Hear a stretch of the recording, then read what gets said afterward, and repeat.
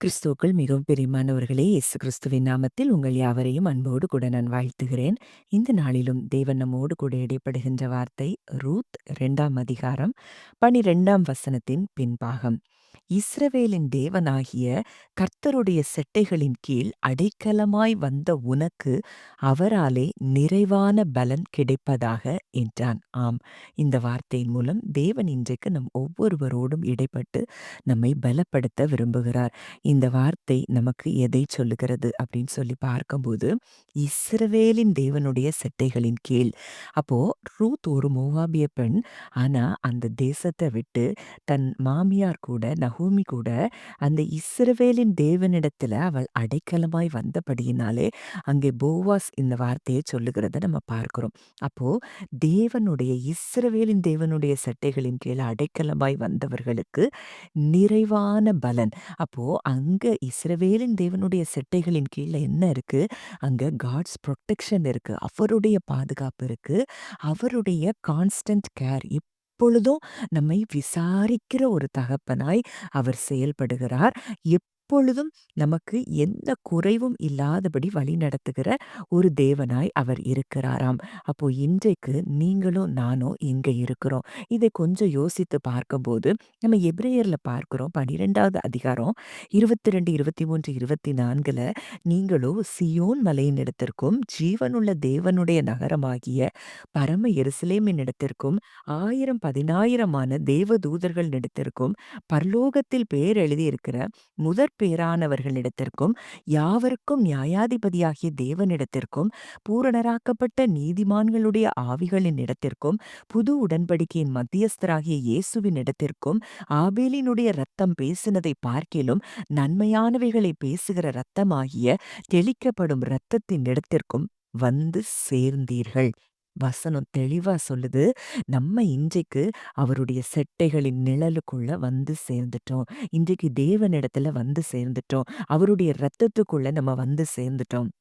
1000 10,000மான தேவதூதர்கள் இருக்கிற இடத்திற்குள்ள நம்ம வந்து சேர்ந்துட்டோம் அப்படின்னு சொல்லி இந்த வார்த்தை தெளிவாய் சொல்லுகிறது. அப்போ இன்றைக்கு இந்த வார்த்தை உணர்த்துகிறபடி இன்னைக்கு நம்ம அவருடைய செட்டைகளின் நிழல்ல வந்திருக்கிறபடியினாலே நமக்கு அவராலே நிறைவான பலனைத்தான் நாம் பார்ப்போம். இந்த நாள்ல இருந்து நீங்க இதை விசுவாசிக்கிற உங்க ஒவ்வொருவருடைய வாழ்க்கையிலையும் நிறைவான பலன்களை நீங்கள் நிச்சயமாய் பார்க்க ஆரம்பிப்பீர்கள். நம்ம வேதத்துல பார்க்கிறோம் இஸ்ரவேல் மக்களை அங்கு வனாந்திரத்துல வழிநடத்தும் போது அங்கே ஒரு குறைவும் இல்லாமல் தேவன் அவர்களை வழிநடத்தினதை பார்க்கிறோம். அவங்க உண்ண வானத்துல தூதர்கள் உண்கிற உணவை அவர்களுக்கு கொடுத்ததும் அல்லாமல் அந்த கான்ஸ்டன்ட் ப்ரொடெக்ஷன், பகல்ல மேகஸ்தம்பம் இரவுல அக்கினி ஸ்தம்பம் உண்கிறதற்கு உணவு இறைச்சி தண்ணீர். அது மாத்திரம் இல்ல, எந்த இடத்திற்கு போனாலும் அவர்களுக்கு விசேஷித்த ஒரு பாதுகாப்பையும் தேவன் அங்கே வைத்திருந்ததை பார்க்கிறோம். அப்போ இன்றைக்கும் அதே தேவன் தான் நாம் ஆராதிக்கிற தேவன். இன்றைக்கு அதே தேவனுடைய செட்டைகளின் நிழலுக்குள்ள தான் நம்ம வந்திருக்கிறோம். நம்ம பார்க்கிறோம் அந்த வனாந்திரத்துல அவங்க இருக்கிற வரைக்கும் அவங்க போட்ட ட்ரெஸ் சின்னதாகலையா, அவங்க கால்ல போட்ட செருப்பு சின்னதாகலையா. அப்போ எவ்வளவு தூரம் சூப்பர் நேச்சுரலா தேவன் அவர்களை வழிநடத்தி இருக்கிறார். அப்போ இன்றைக்கு அதே தேவனை நாமும் ஆராதிக்கிறோம் என்றால் இன்றைக்கு அவருடைய நிழலின் கீழே நம்ம வந்திருக்கிறோம்னா நமக்கு எவ்வளோ நிறைவான பலன் அங்கே இருக்கிறது அப்படிங்கிறத நம்ம அறிந்து கொள்ளலாம். அப்போ அந்த செட்டைகளின் நிழல் அப்படின்னு சொல்லும்போது ஒரு தாய் பறவை தன் குஞ்சுகளுக்கு எப்படி ஒரு பாதுகாவலை, ஒரு கதகதப்பான ஒரு உணர்வையும் கொடுத்து அந்த குஞ்சுகளை பாதுகாப்பாய் வைத்திருக்கிறது போலதான் இன்றைக்கு தேவன் நம்மேல் அசைவாடி அவருடைய செட்டைகளின் நிழல்ல நம்மை வைத்திருந்து நமக்கு தேவையான அனைத்தையும் தருகிறார் என்பதை இந்த வார்த்தைகள் மூலம் அறிந்து கொள்ளலாம். அதனாலதான் தாவீது கூட சொல்றாரு, சங்கீதம் 36:7ல தேவனே உம்முடைய கிருபை எவ்வளவு அருமையானது, அதனால் மனுபுத்திரர் உமது செட்டைகளின் நிழலிலே வந்து அடைகிறார்கள். அப்பா, உங்க கிருபை அவ்வளோ பெருசு, உங்க அன்பு அவ்வளோ பெருசு, உங்க ப்ரொவிஷன் அவ்வளோ பெருசு, உங்க ப்ரொடெக்ஷன் அவ்வளோ பெருசு. அதனால மனுபுத்திரர் உம்முடைய செட்டைகளின் நிழல்ல வந்து அடைகிறார்கள் அப்படின்னு சொல்றத பார்க்கிறோம். இதத்தான் சங்கீதம் 91ல நம்ம அழகா பார்க்கிறோம். உன்னதமானவருடைய மறைவு, சர்வ வல்லவருடைய நிழல்ல நம்ம தங்கியிருந்தோம்னா, நமக்கு வேடனுடைய கண்ணி பாழாக்கும் கொள்ளை நோய்க்கு அவர் தப்புவிக்கிறார். அவர் சிறகுகளினாலே நம்மை மூடி செட்டைகளின் கீழ நம்ம அடைக்கலம் புகும்போது, அவருடைய சத்தியமே நமக்கு பரிசையும் கேடகமா இருக்குதாம். இரவில் நடமாடும் கொள்ளை நோய், மத்தியானத்தில் பாழாக்கும் சங்காரம், எதற்கும் நம்ம பயப்பட வேண்டாம்.